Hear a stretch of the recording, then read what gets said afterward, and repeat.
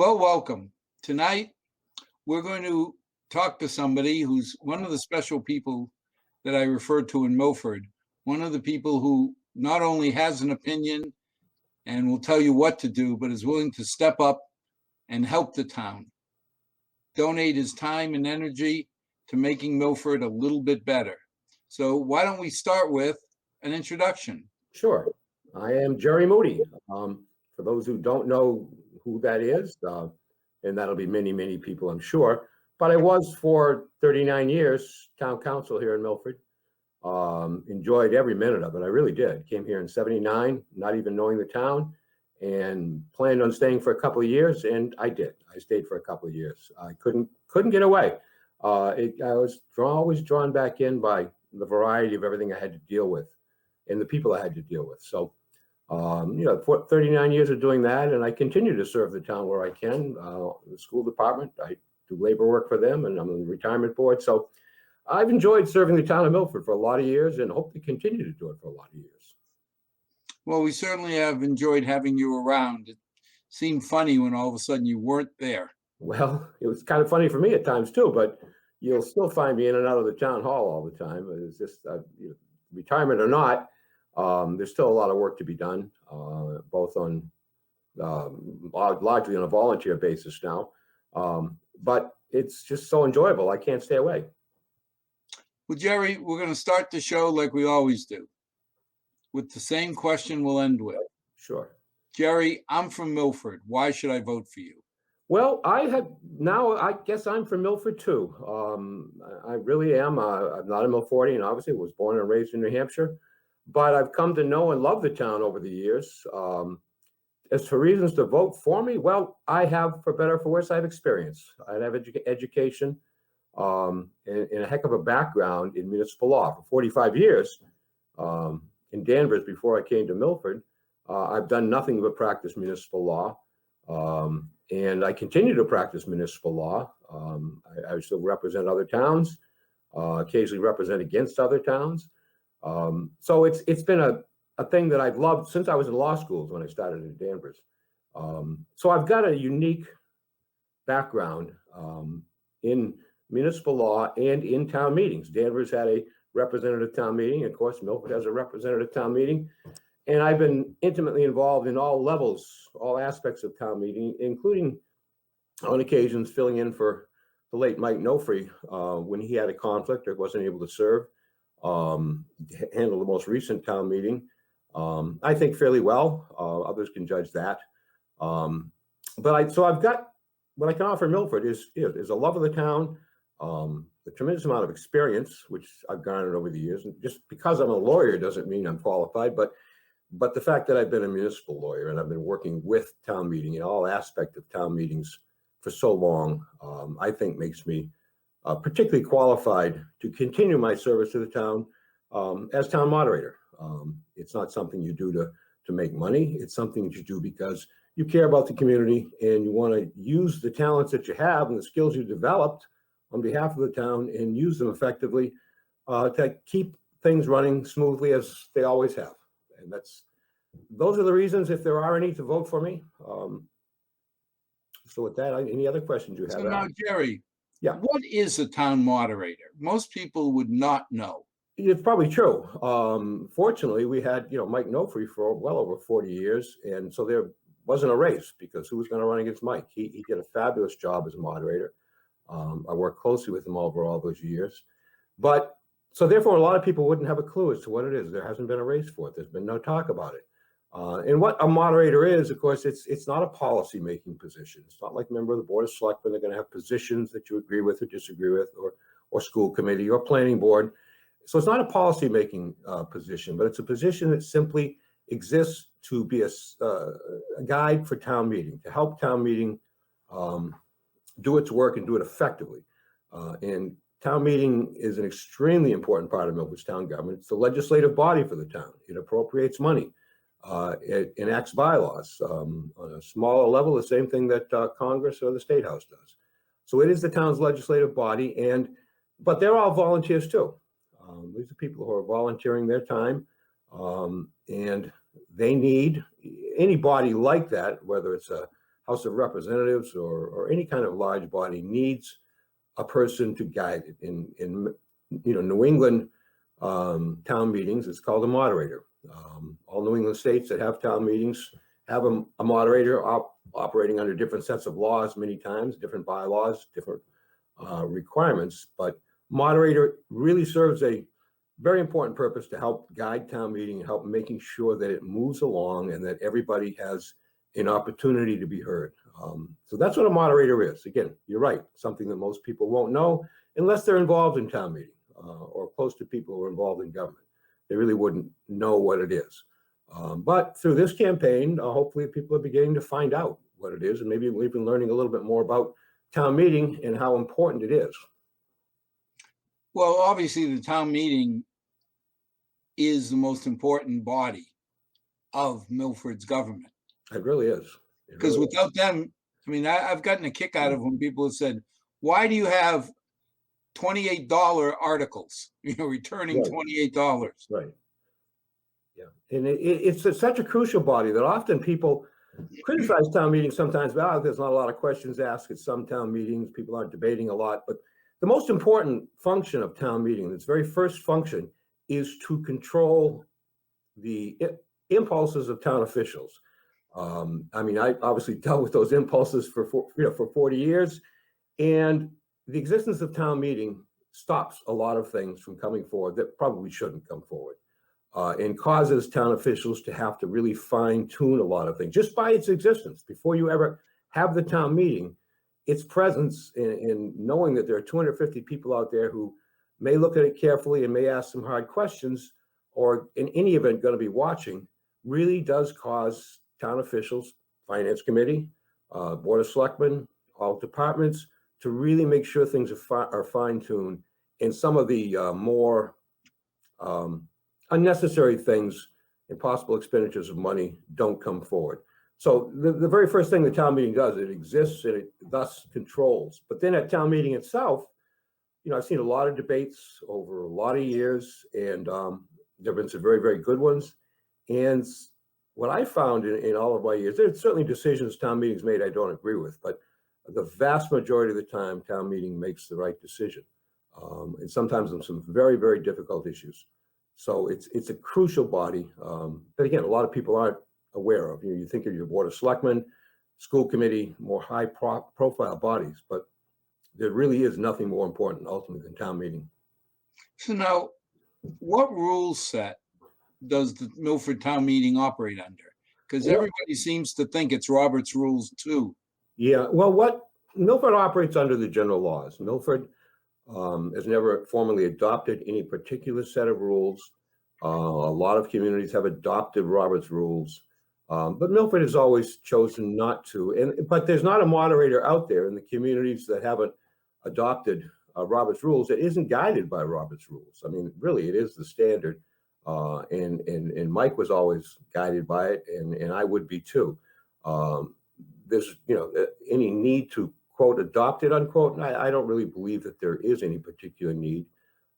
Milford is not a community that gets bogged down in a lot of minutia. I've dealt with other town meetings, both open town meetings and representative town meetings in other communities, where a lot of time is spent debating very, very minor points of parliamentary procedure and challenges that has not been a Milford tradition. And I don't think they should be a Milford tradition. Milford should continue to operate as it has, which is efficiently and hopefully with people being knowledgeable and caring about the community. You don't want to see your town meeting devolve into debates over minutia. However, when questions come up, and they do on occasion, about what is the proper motion or how it should be made, then any moderator, whether the town's adopted or not, is going to be guided generally by Robert's Rules of Order. But really is the broad general laws that guide us and control us. Now, how do you learn the rules of a meeting, like Robert's Rules? Well, you can't learn Robert's Rules. You hope you never have to delve into the weeds of Robert's Rules, frankly. It's a guidebook that you certainly want to be familiar with it as a town moderator. You want to know the kinds of motions that are always going to come up, because there's always a main motion on every article, And there's often a motion to amend that article, maybe sometimes a motion to amend that amendment. But we don't go too far beyond that. At least Milford hasn't, in my experience, which for better or for worse is 42 years of being a town meeting member. Again, the tradition isn't to get bogged down in a lot of subsidiary motions. So that, it's there. If a question ever comes up, a town moderator is going to refer to it if that's necessary. But you won't see a lot of those situations come up in a town like Milford, I believe, where people just want to review the issues, think about the issues and vote on the issues, hear them debated and make a decision. I don't think most town meeting members in Milford are that interested in getting into minutia. I've dealt with other town meetings in some communities where they really enjoy that. It becomes part of the quote game unquote, and they really do bog down into some long sessions and from my view, unnecessary sessions. And Milford has always done it fairly efficiently and straightforward. And if I'm elected, I hope to continue that. But how do they get through an entire warrant? If we spend time trying to show everybody how smart we are about parliamentary procedure, how would you ever finish an entire warrant? Well, you'd finish it. Town meeting I dealt with sometime in the recent past in a community that probably would view itself as more erudite than Milford. What would have taken 2 nights in Milford took 16 nights in that community. And there just was a lot of debate. And there are communities that their tradition is that. Their tradition is to raise points of order and debate things ad infinitum. That's not the Milford tradition. At least it hasn't been in all of my time here. 16 nights? Yeah, that's not highly unusual, frankly, in some other communities. Not unusual to have long, continued town meeting sessions. Framingham was famous for that before they became a city some years ago, because everybody, thinks they need to be heard. Everybody thinks they have to have something to say. And as you said, show how smart they are in challenging various issues and raising various arcane points of order. But that is not the way it's worked in Milford, and hopefully won't. How would, if somebody asked you to describe a typical town meeting, what would you say? Well, the typical town meeting, we've now devolved into basically 2 town meetings a year. The annual town meeting, where, as you know better than anybody, the most important thing done there is to set the budget, which ultimately drives the tax rate, and then with a lot of other spending issues and borrowing issues. So the typical town meeting is going to have, annual town meeting is going to have the budget. It's going to set the wages for the employees. It's going to set the wages for the elected officials. There's a lot of articles that we call annual votes, which really have to be taken every year, but they're fairly routine. And then there are always a lot of articles on special issues, whether it's to build a school, to change a bylaw of some significance. It doesn't always take a long time in Milford. One meeting I had, I remember it well, in one night we did 62 articles. It's not unheard of that we could be that efficient. People sometimes after the fact they don't like it, but yet they understand the issues. The issues are straightforward. Just because there's a large number of articles doesn't mean it has to go on forever. And then we have the fall town meeting, which generally, as you well know, is somewhat devoted to the extent possible to capital items. We have to have a borrowing or a major appropriation for some needed project in town, and that's what it's become. We used to, in my early years, we would have 3, sometimes 4 town meetings a year, sometimes even more. We've become more efficient in that regard, and thanks in part to the Finance Committee and the boards of selectmen over the years working together. But there will be occasions when we will do that. Often there'll be a special town meeting for like the settlement of the EMC litigation years ago, or the casino, or for the water company when we had the special town meeting with a lot of articles related to that. But in the average year, there's going to be really 2 town meetings, the annual and the special in the fall, either of which can go on to more than one night, and which is not unusual. Occasionally to 3 nights, but I don't think I've seen more than 3 nights in a long time. So that's generally what it is and how it's worked, and how it'll probably continue to work, really. When you talk about the length of town meeting, how do you feel about going past 10 o'clock at night? Well, I think the way we've set it up recently with the change we made in the the rules some time ago, works fairly well. Because there are times and when it's just to try to shoot for it to finish it in one night isn't really worth it. People are too tired, and the articles at the end sometimes don't get the attention they deserve. So calling a pause at 10 o'clock and finding out if people want to stay is a good idea. And this last town meeting actually showed that. After the first night, after 10 o'clock, it was clear it was going to be a long, long time before the warrant was finished. So the town meeting members decided wisely, let's break it off and come back. And the next night, too, was interesting because at the 10 o'clock junctures, I think I recall it, there were just 2 or 3 articles left, and they were our fairly routine articles, almost annual votes now in many ways. And there are some people who still wanted to continue it, but the body decided overwhelmingly, no, let's finish it tonight. And in a short period of time, it was finished. So giving the people the chance to make that decision, I think, is well worthwhile. Because there are times in the distant past where we probably everybody sort of forced it on beyond what it should go. So taking that pause at 10 o'clock, starting earlier now at 7 instead of 7:30, and then pausing at 10 is a good thing. Now, how is the town warrant set up? I mean, everybody always wonders who gets to pick what order the articles come in. Well, the tradition is that town council simply does it. Town council prepares the warrant, every aspect of it. And basically, they've always trusted the town council's good judgment to, based on his or her, has been his forever, experience to sort of make sure that the meeting doesn't bog down in any spot. So there's a nice spread. There's some controversial articles. So you try to you've got certain articles that are going to have to come up first. Traditional ones like Articles 2, 3, and 4 for the salaries and for the budget. They'll always, but after that, you try to spread them out in a way that you've got some easy ones, then you get a difficult one, then you have a few more easy ones, and then another difficult one. And try to spread it out so that all the difficult articles aren't at the end where people's attention can fade a little bit, or aren't in the beginning when it'll bog it down. It's nothing more than that. Just looking at the warrant, knowing generally what the issues are, and trying to set it up in an order that will make it flow in a better fashion than jamming everything at the beginning or jamming everything at the end. But how do you guess which ones are going to be, some are casino or something like that, obvious going to be controversial? Yeah. An article like the chickens? Sure. Well, the chickens are, they're always controversial. Among my earliest issues in Milford, I think one of my first trials was over a zoning chicken case. Yeah. And you just know that by virtue of your experience. And that's why everybody sort of relied upon town council to do that, because there's always going to be the deepest experience there. You know what's going to be controversial and what's not. You're not usually surprised by that. If you got a school building project on there, $40 million or whatever it might be, that's a big issue. You're going to try to put that in a location that really is fair to everybody.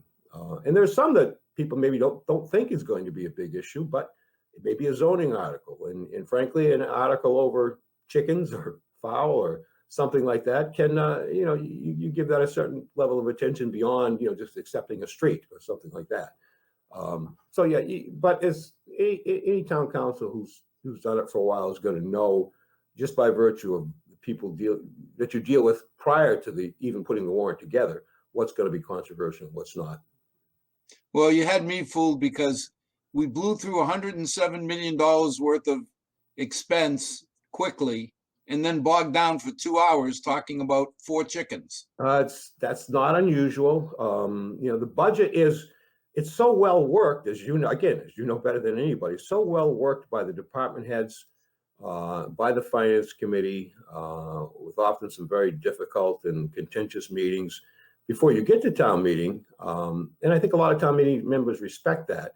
And we've had many town meetings where there's been no issue raised on the budget at all, no disputes about it. And I like to think that's because people think the town officials have done a pretty good job there. In recent years, there have been a little bit more people pulling line items for very legitimate reasons, with having serious questions about them. But yeah, we can go through the budget fairly quickly. But some of the other issues, which they develop an interest. Often a $5,000 appropriation may have a debate longer than your $107 million budget. Not unusual. Not unusual in any town, frankly, for that kind of thing to happen. Now, you mentioned that we don't typically have a lot of knockdown, drag out floor fights. Right. And I think I've heard it many a time from new residents that they're amazed that there's so little discussion. Yeah, as I indicated at the beginning, they shouldn't be, because again, the town meeting has almost done half of its work before the town meeting even opens. Because its very existence keeps the kinds of totally unnecessary, unwarranted, and sometimes ridiculous proposals from even coming forward. So the town meeting, without doing anything, has already cut a lot of that stuff out of the process. And the town meeting's existence causes the finance committee to look at things a lot more closely. So a lot of that work is done, again, I keep saying this, as you know, by the finance committee, and before the finance committee, by the department heads, by the school committee on their budget. All of these officials have in mind the presence of town meeting sort of looming over their shoulder, knowing that they're going to have to go before town meeting. And that just really causes it to be thus more efficient at town meeting, because all of that extraneous things that shouldn't be proposed and would cause, extraneous debate just don't happen. Well, I think a lot of it, I tell people, if you want to really get a flavor for what's debated, go to the subcommittee meetings. Yeah, absolutely. Again, the finance committee and the subcommittees of the finance committee, which I know can be endless at times, but that's where a lot of the work gets done, so the town meeting doesn't have to bog down in that. It just works well. When I was in Danvers many years ago, we had a representative town meeting, just 100 members. Too small, frankly. I kind of like Milford's number. When you get down to that number, special interest groups, employees can too easily control it. But the finance committee meetings were really a pre-town meeting, and a lot of town meeting members would go to finance committee meetings there and really pay attention. And that hasn't necessarily been the tradition here. But the work that's been done by the finance committee and then in the subcommittees has still worked. I think always with the knowledge that, town meeting is out there. Town meeting is going to be watching. You're going to be asking questions. We really want to look at this closely. So it just works very well that way. So we're coming off a 40-year no-free era. Right. Yeah. And if we go into a whatever number of years Moody era, what changes? What do you see being different? Well, what's beginning to change, as it is in all of our lives, is technology. For better, for worse, it's here. It controls now so much of our lives.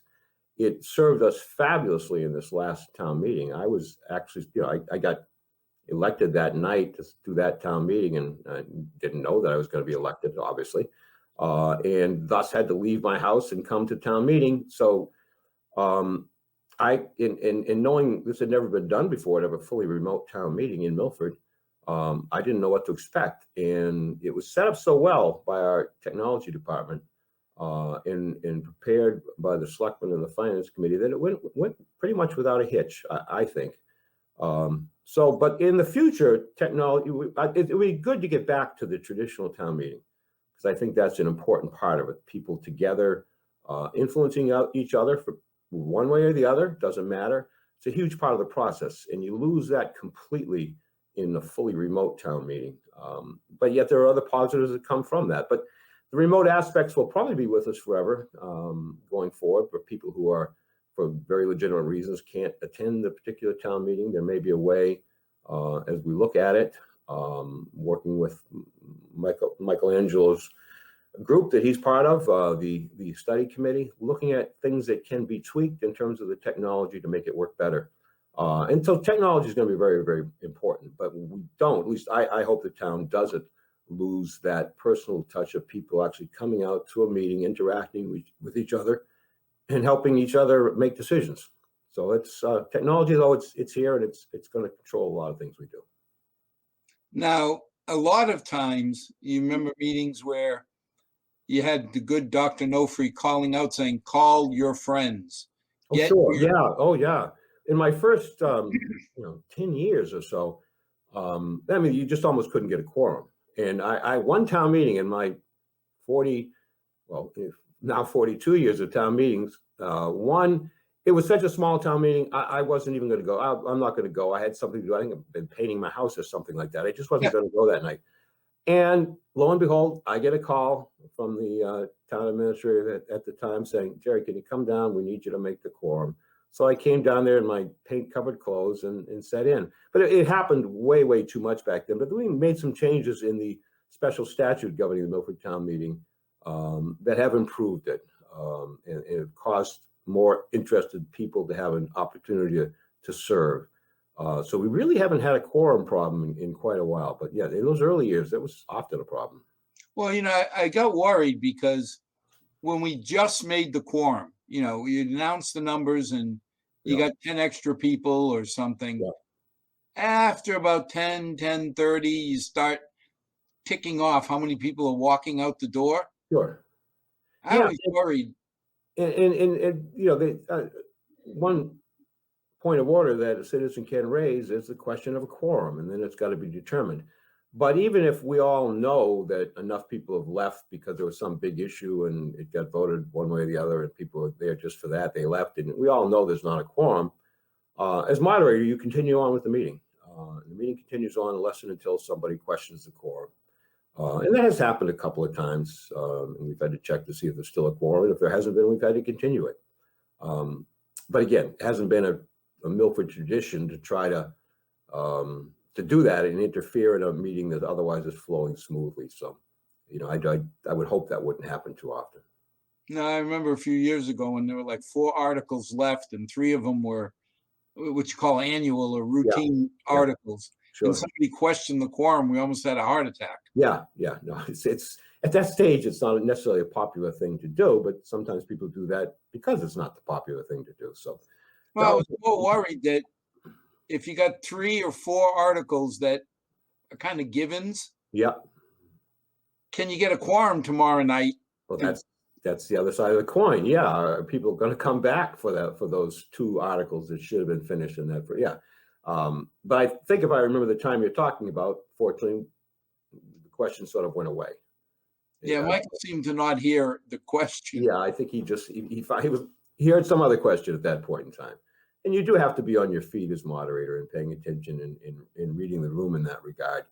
Because there's a lot coming at you as moderator. You're trying to recognize people, and some people are shy and some people are, a little hesitant, and then they're mad because they didn't get recognized, but the moderator couldn't see him and couldn't hear him. So those can get difficult. Well, let's talk about that. One of the things I always found curious is that you have to be accepted by unanimous vote if you're not a Milford resident to talk.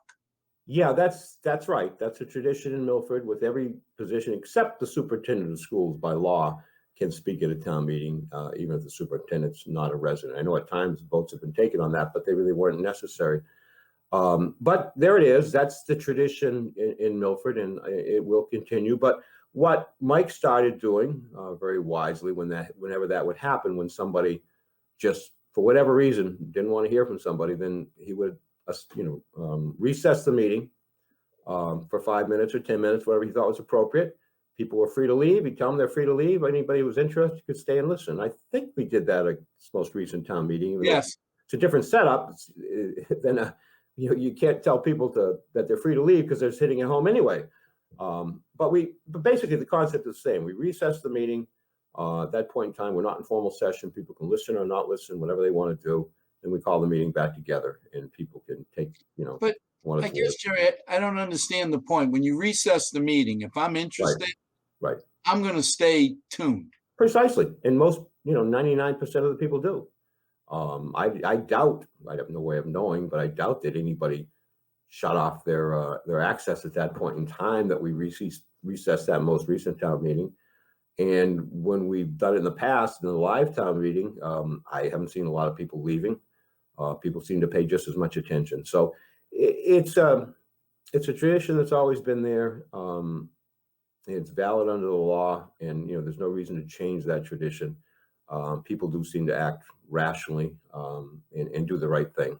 at least in my experience with that kind of situation. But what's the benefit of that if you can just recess the meeting and Benefit? continue? Well, you get to hear from some people with some very important things to say. I remember it happening years ago when we wrapped up the litigation with Hopkinton and EMC. And we're going to hear from, I think it was the head of EMC, and that was part of the whole debate. We could, frankly, the case settled wonderfully after that town meeting vote, but we had to get that town meeting in. So that was like maybe one of the most controversial times. There were people who, in anger at EMC didn't want to hear it, but that people needed to hear what was going to be said. They really did need to hear that, and hearing it from that source is often the only way you can effectively do it. When you've got experts coming in on topics that are not Milford residents, as that happens on occasion, you want to hear those people. Now, if you don't want to hear those people, then don't listen, and that's fine. But because of our tradition, we go through that process and we have that recess, and then we can, literally anybody who wants to hear can stay. Anybody who doesn't want to hear can leave.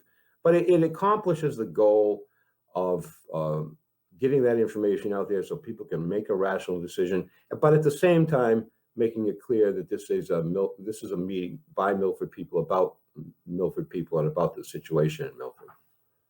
Is that what it's about? Because I just never understood why, like when you came in because of the Benjamin Moore, you had experts. Sure. And not taking anything away from you as town council. Right. But I'm paying 20, 30, 40 grand to an expert. Sure.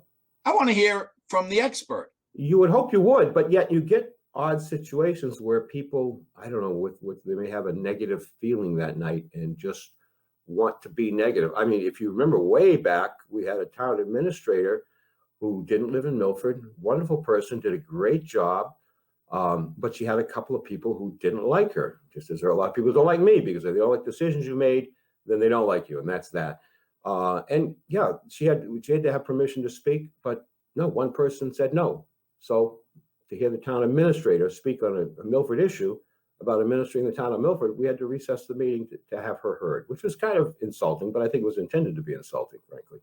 Not always, but sometimes it's just done out of some spite or some anger, but who really knows what people's motivation. That's why I wonder, is it time to make it a straight majority versus a unanimous vote? That's something that can be considered. I mean, maybe it's a 2/3 vote, but you're saying some quantum of vote that would work. Maybe, but it hasn't worked that badly because it really causes no break in literally a 30-second break, if you will, for the moderator to say, okay, fine, folks, I'm going to recess the meeting for 10 minutes, whatever it's going to be. And you're free to stay and listen if you like. If you don't want to, you can leave. So I know what you're saying, but I don't even know that there's a need to go through that voting process. It's worked well this way we've been doing it. Probably should just continue. Now, a few years ago, we started for the first time ever limiting how long people and how, and I was all for it because listening to a 50-minute diatribe, but one time I remember hearing about somebody's college days or studying theology, and I couldn't understand why so much good oxygen was being used up. Yeah, it's something I've seen happen many times over the years where somebody just want to talk, and they will go on ad infinitum. Yeah, I've seen them go on 20 minutes, 30 minutes, maybe longer. You begin to lose track when some people just want to ramble on about a particular topic, never understanding or maybe not even caring that you've got to keep things short to the point and make your point. When you're dealing with any group, you can't. I've sat in the middle of town meetings and listened to people all around me groaning and watch the speaker just losing any possibility of prevailing and maybe not even caring about that. But so I think one of the better changes that we've made over the years by far has been putting that limitation on there that we have right now, which my memory serves me. It's 10 minutes for your first presentation. We have for a major presentation, then 5 minutes after that, maybe 3 minutes. I've again forgotten the detail of it right now. But this last town meeting, we had no problems, and people have sort of trained themselves, I think, to be more succinct, knowing that that's out there. So I didn't see Mike Milford hitting any problems with that. And again, there was no problem with this past town meeting. So I think town meeting members have begun to, in essence, train themselves to be more. People really sometimes don't understand that, you can make a point, a very telling point, in a few sentences without having to go on and on and on. No, I think you get more support that way. Oh, I think Because, so, yeah. I mean, I've seen people walking up and other people looking down saying, please vote against my article. Please talk against my article. Oh, I've seen that many times, and I know, and I don't ask you what it was, but years ago, I remember one major issue, which I thought had no chance of passage. A person got on, talked, I can't even describe how long it was. People were so tired of it. I think that's the reason the thing passed. They were so upset with that presentation that it really drove the vote the other direction from what I thought it was going to go. I think that happens more often than people want to admit. I agree. Yeah. Is you sit there and say, if so-and-so is for this, there's got to be something wrong. I'm going to vote against it on general principles. Yeah, regrettably, you've heard people say that many times. Yeah, I mean, for better or for worse. And I feel bad because you should evaluate the article on its merits. Yeah. And I've heard a lot of speakers get up there and talk excessively long, having made, in the midst of that long diatribe, several good points. But if they had gotten to those points quickly and effectively, they might have had a lot different effect than what they ultimately had. But that's something that, not everybody's experienced in public speaking. Not everybody is experienced in that kind of presentation, and people get nervous. So a lot of different human things drive that. But a lot of the stuff, I mean, when I've seen, my limited time at town meeting the last few decades. You're a short timer. These are Milford people. Right. Yeah. When you've seen people come up in front of town meeting for articles that are going to affect their homes, their lives, their families. I don't know how you feel, but I haven't seen town meeting turn against a Milford resident. No, you see that most frequently, used to see it most frequently on rezoning issues, which were much more frequent in, we'll say, my early years, late 70s, 80s, and 90s than they are now, because the town is fairly well built out. But you might see what you might think was a pretty good proposal, a pretty good zoning change. But if a resident who's going to be an abutter to it and affected by it got up and made a heartfelt presentation, that resident generally is going to prevail on those kinds of issues where people could see that kind of personal effect, as opposed to, appropriating $5,000 to renovate the dog pound. When you see somebody who's really going to be potentially affected, you may not be against the development that is going to go in a certain location, but there's a tendency to support that person who is going to be affected by it. And again, that's part of the process, and everybody's got to factor that in and understand it. Well, I think it's part of a small town like Milford. Yeah, a big small town, but yeah, still a small town atmosphere in many ways. Yeah, it's not a small town anymore, but it's but people still have a mentality that is somewhat small town, and you got to be aware of that. And so I've seen some pretty good proposals that I've understood why they were defeated, because people just didn't like the fact that this person that they know, their neighbor, was going to be, they knew they're going to be adversely affected by it. And so yeah, it's how many times you've heard, they're going to rip apart my yard or have this building now leaning into my yard. Yeah. And, you sit there and say, well, if my house was going to be affected, if I was going to have spotlights blaring into my bedroom at night, I would hope somebody would support me for that. And I think that kind of thinking, at least in my experience with those kinds of articles, and there have been many over the years, that has been a huge influence, as opposed to the more cut and dried things, whether or not to fund a particular school project or something, isn't going to have that kind of effect on a lot of people who live close to it. It's easy to sit out somewhere far away and say, well, it doesn't affect me, but the town meeting body listens to those people who are going to be affected. And I think you're right. People's attitude can be there, but for the grace of God, go I. So It's real, and that's part of what you have to factor. That's the human part of the whole process that I don't ever want to lose, and why I hope someday to be back to regular in-person town meetings. Now, you're going to be a moderator out looking at 200 plus people. Right. What do you expect from them? I expect them to pay attention. I expect them to be civil, which generally they are, and to address the issues, without getting into a lot of extraneous stuff, which again, generally people do. That's all you can expect of town meeting members, to ask pertinent questions, present really relevant information, and try to advance the debate. And that's what you hope for. And we get that in Milford 90+% of the time. You do get people who get into some extraneous stuff or occasionally turn things personal, which you can't allow. But most people know what they're there for, and they're paying attention. So, it has worked well in my experience here. How can you as a moderator control those, I'll call them personal attacks? Yeah, well, you can control them. I think we had a minor one at this last town meeting, and, basically instructed the person not to do that. And they didn't. And, that's the starting point. You really got to gavel when you have a gavel, because you're at a live meeting. Use that gavel to call people their attention, to get their attention, and point out to them that, they can't be personalizing this. They can't attack somebody. They can't be addressing people by name. And most of the time people listen. Occasionally I've seen Mike have a difficulty with that, where the person just doesn't want to listen and continues to do it. We never reached that ultimate point where the moderator has the power to have the person removed. We've never reached that point, and I hope we never will. There have been some times that have been contentious, and Mike always did a good job of sort of moderating his response, and that response would escalate, and clearly he was getting angry, and that would bring it into it usually,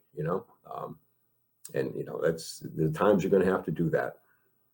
Well, I think it was rare, but when you saw Michael, I won't say lose it, but take his normal monotone. Oh yeah, he would escalate it. Yeah, I'm sure that was became a habit with him. As a lawyer, you learn to do that in the courtroom. It's a little bit of acting too, in a way, in a courtroom. But he would do that, partly acting in the same way you do in a courtroom, but at the same time, basically each time giving the people a signal, better take this serious, so my next step is going to be remove you. At least once or twice he had to threaten that, but that usually calmed people down. How do you deal with people who want to continuously, I'll get up, I'll give my point, and I'll sit down. Right.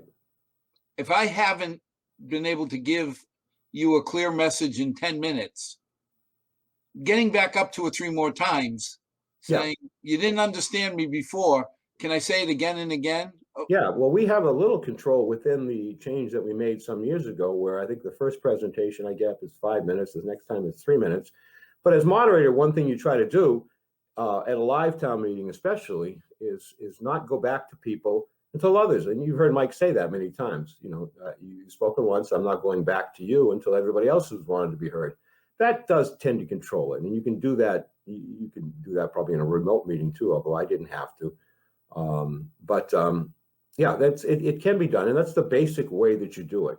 Okay, you've been heard. I'm not going to call on you again until everybody else who hasn't been heard is heard, and then I'll call on you again. Of course, at some point in time, people move the question, which has become more frequent in, say, the last 20 years than in my first 20 years.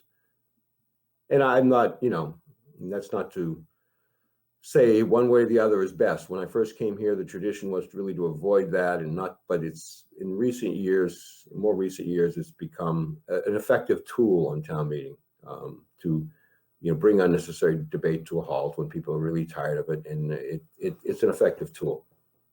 Yeah, I think it's going to be less and less used now that we're limiting people. Hopefully, yes. Hopefully. I really have seen an effect on that, where people are actually now thinking a little bit more in advance about what they want to say, and thus streamlining their remarks. So I haven't, certainly not in this last town meeting, but in town meetings before that under Mike, I didn't see a lot of people going over the time limits. or even getting close to the time limits. I mean, if you got a 5-minute time limit on most issues, if you can't make your point in 1 minute, you're going to lose the body. And that's just the way it is.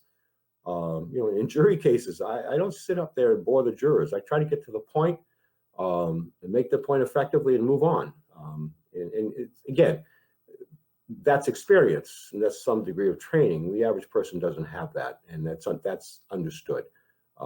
But still, the concept of making your point quickly and clearly it works. Well, I think you hit it when you tell me, as a town meeting member, Al, you have 10 minutes or 5 minutes. Right. That's almost putting boundaries. Yeah.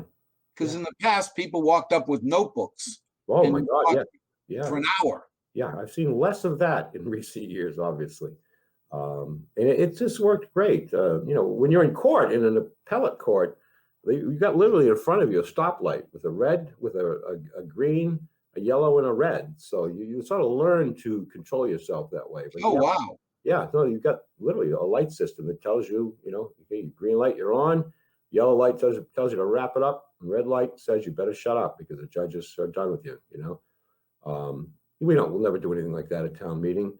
But I think the limits we put on there have helped train people to better structure their arguments. And well, like I say, if I'm thinking I've got 5 or 10 minutes, right, you want to fill it. I'm not going up there with 30-page dissertation. No. And nobody's doing that now. You're right. That was not uncommon some years ago. But that's not going on now. At least I doesn't seem to be going on. And I don't think we'll return to that. What happens when the moderator clearly understands that what the speaker is saying is not accurate, or she's being economical with the truth? What you're saying is when somebody's not presenting information that isn't correct, it's false.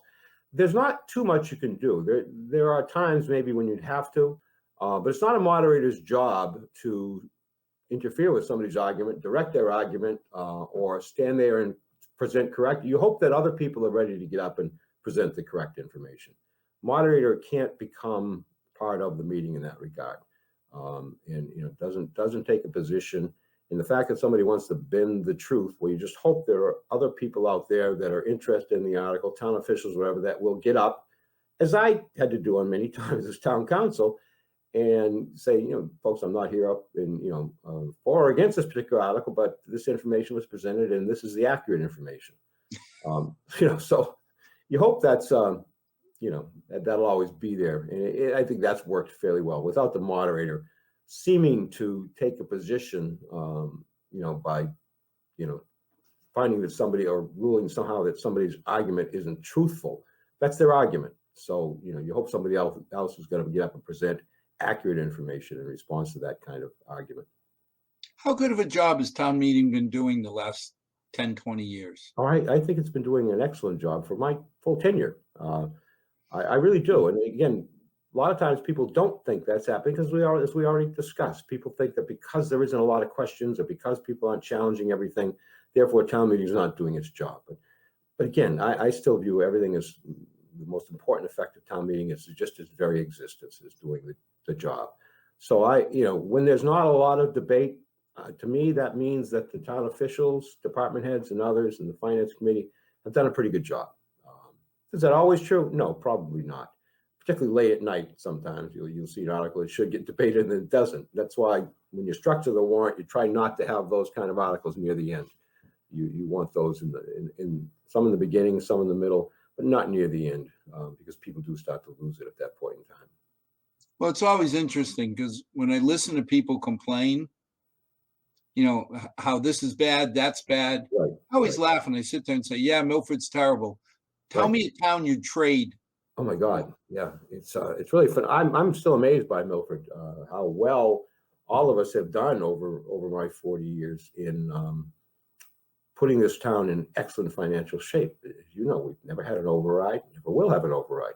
We never had a debt exclusion, where many other towns, it's an annual thing. One of their annual votes is an override or a debt exclusion on every major project. We've never done it, never will.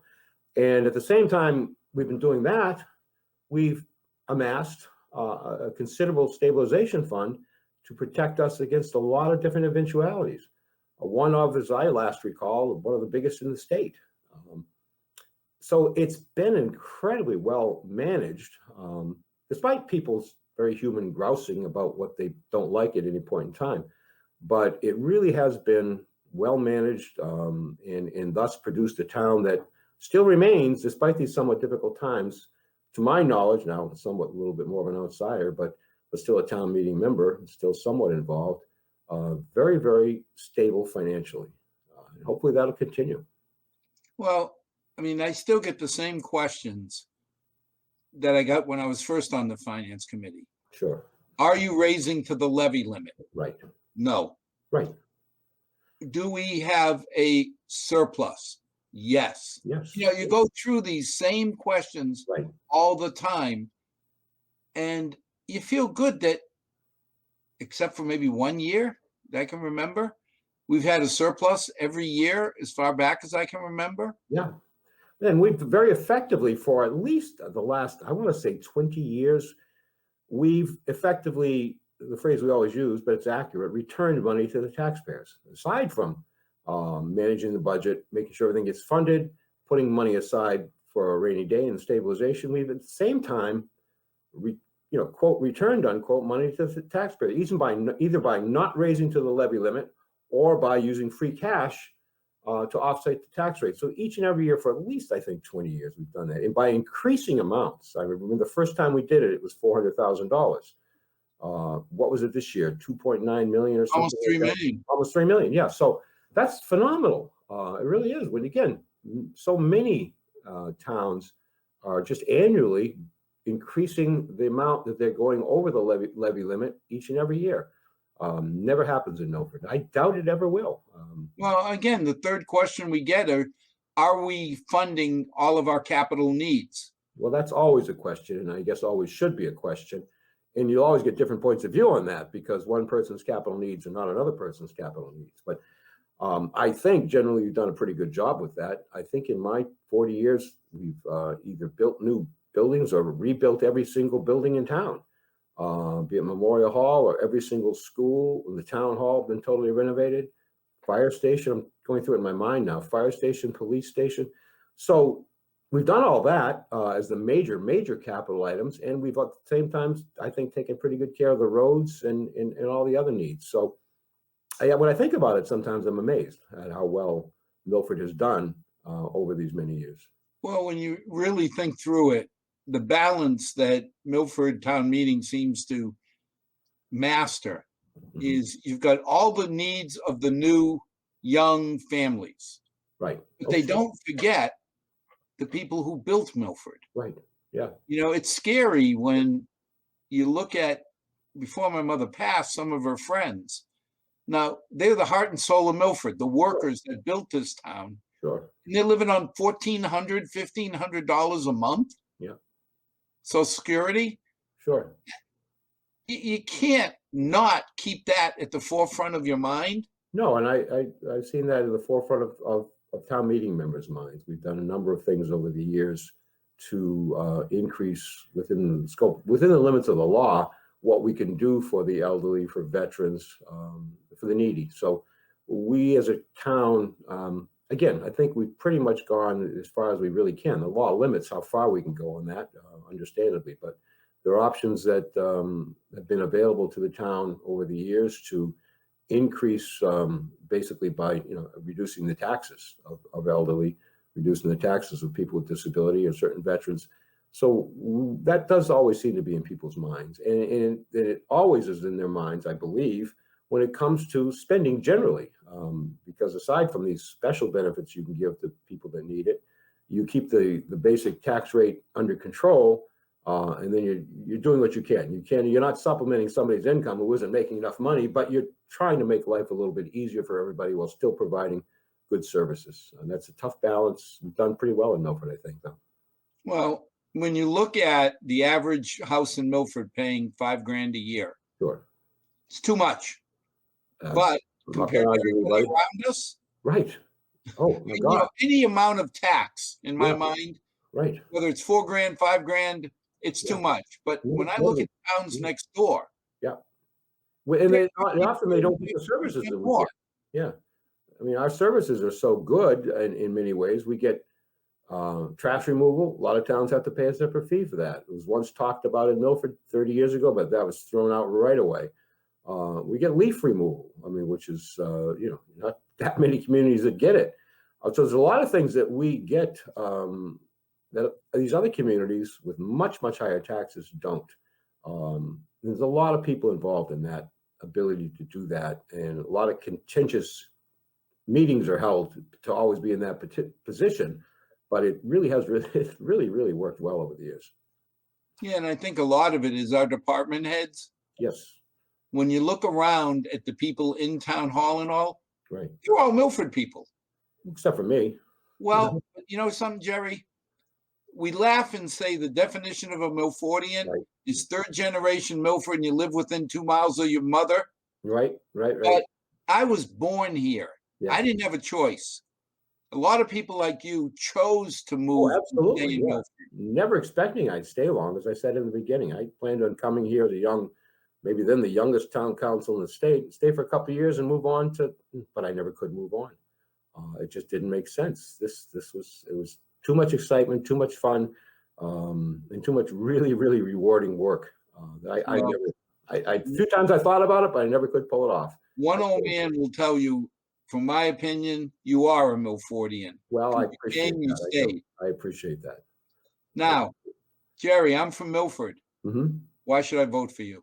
Well, I think we've covered all the reasons. I happen to be in a position of, for better or for worse, because of what I've done over the years. I never planned to be in this position, never wanted to be in this position. I love Mike Milford. He did a fabulous job and never gave a thought to what might come after he left for whatever reason, but it happened.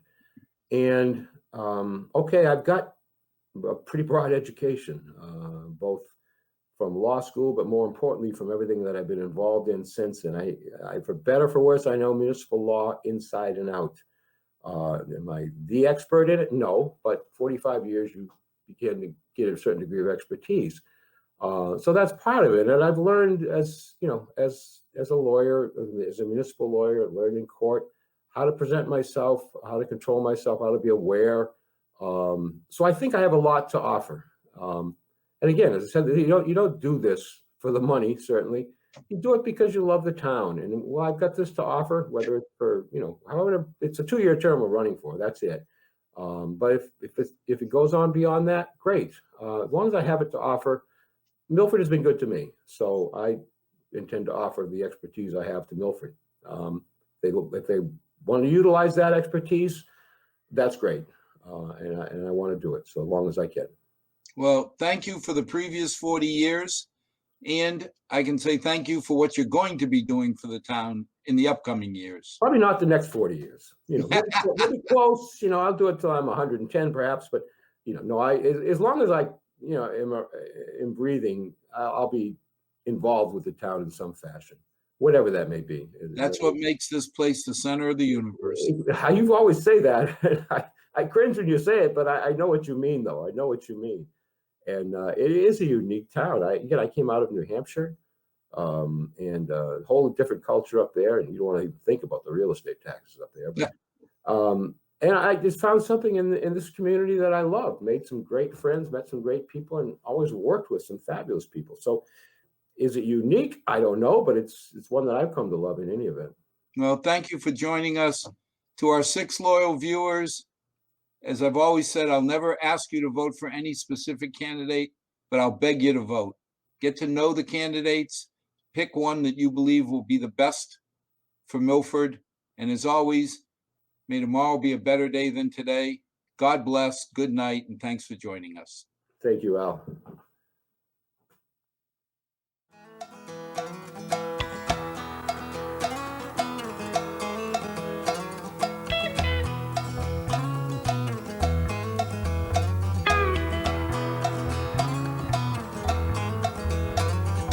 Not too long since I've been home.